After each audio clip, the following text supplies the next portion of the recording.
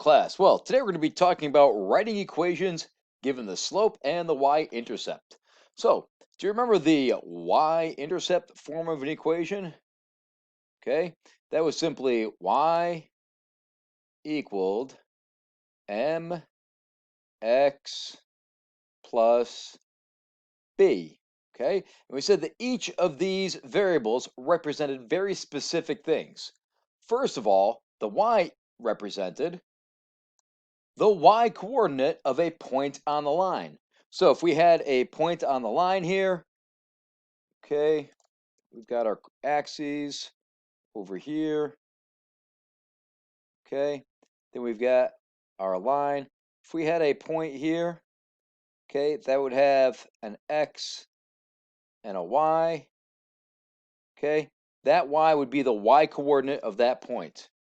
Okay, the m represented the slope of the line. Remember, that was rise and run. So if we had, say, a run like this and a rise like this, that slope might be, I don't know, maybe 2/3. Okay, that might be the slope of the line. The x represented the x coordinate of the same point used for y. So in our example here in the corner, the x would be this x right here. Okay, and then the b is, of course, our y-intercept of the line, or where it crosses the y-axis. So that would be this point right here. Okay, that's our b. So each of those variables has a very specific meaning: the y, the m, the x, and the b.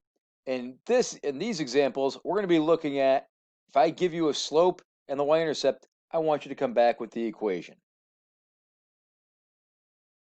Before you were given the equation,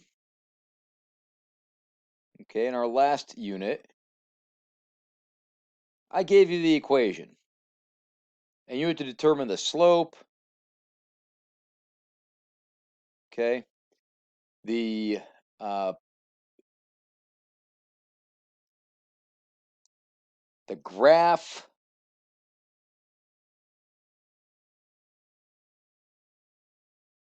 or the y-intercept.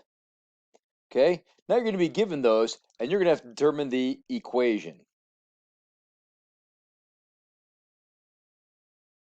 Okay, all of your answers look something like this: y is going to equal something x, and then something.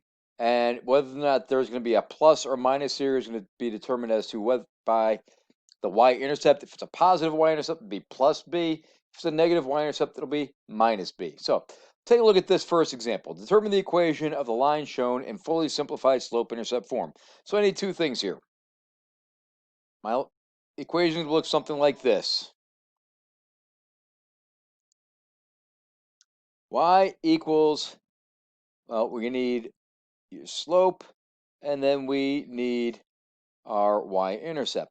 Well, let's start with the easy one. Let's start with our y-intercept. Right here I can see that the y-intercept is right there, and that has a value of plus 2. So I'm going to go plus 2. Now the slope gets a little more tricky, so I need 2 points here. I got a point there. I think I've got another point right there. So if I count that, that's going to be going up 1, 2, 3 over 1, 2. And I have a positive slope, so that's going to be 3 over 2. So the equation for this line would be y equals 3 halves, or 3 over 2x, plus 2, because I have a slope of positive 3 halves and a y-intercept of 2. Really not too bad, is it? Let's take a look at another example. Example 2, determine the equation of the line shown in fully simplified slope-intercept form. So again, we're going to have y equals something x and then something. So again, I'm going to do the easy part first. I'm going to look at my y-intercept. And again, I have a y-intercept right here, and that's also 2. I promise you, you will have other examples where it's not 2. I promise. Okay, but now my slope. Well, it's a negative slope because I'm going down left to right. So it's going to be negative, and I need a couple points. So I'm going to go right here, and maybe right, I don't know, looks like right here. Okay, so I have a slope. I'm going down 2 over 1. So it'll be negative 2 over 1x plus 2. I can also write that as y equals just negative 2x plus 2. Really straightforward. Given the slope, find your y-intercept. Sorry, given the graph, find the slope by finding 2 points, and find your y-intercept, then write the equation. Let's take a look at a few more examples. Okay, determine the equation of the line shown in fully simplified y-intercept form. So again, we're going to have y equals something x and then something here. Y-intercept right here. Let's get that first. Oh, looks like we have a negative one here. Right there. I like that as negative 4.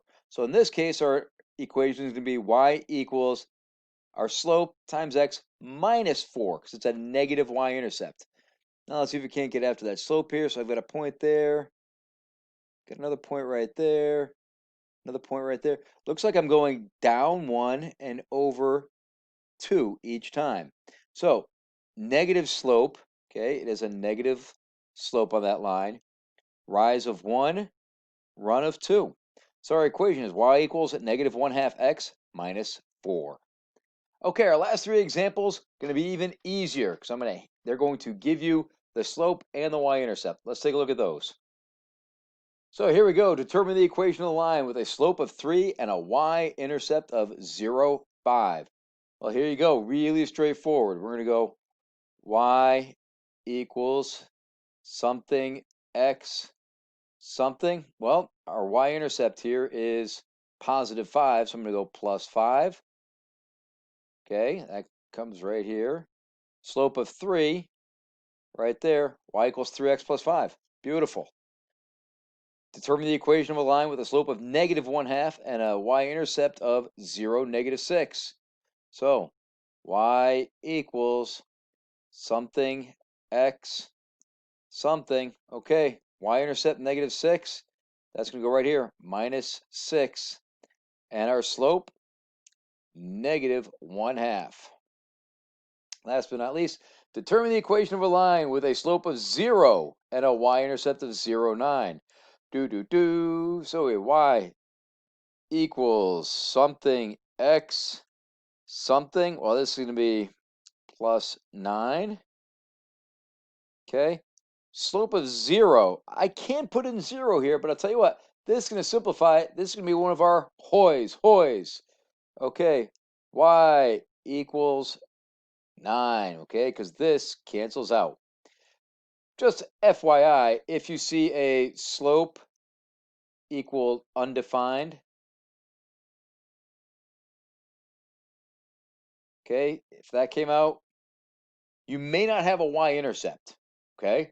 Because that's going to be a vertical line. Remember, that's going to be x equals.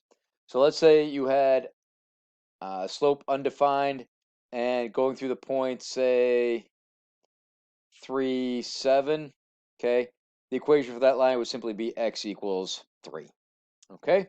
So hope this is helpful. If you have any questions, go ahead and see me in class. Thank you.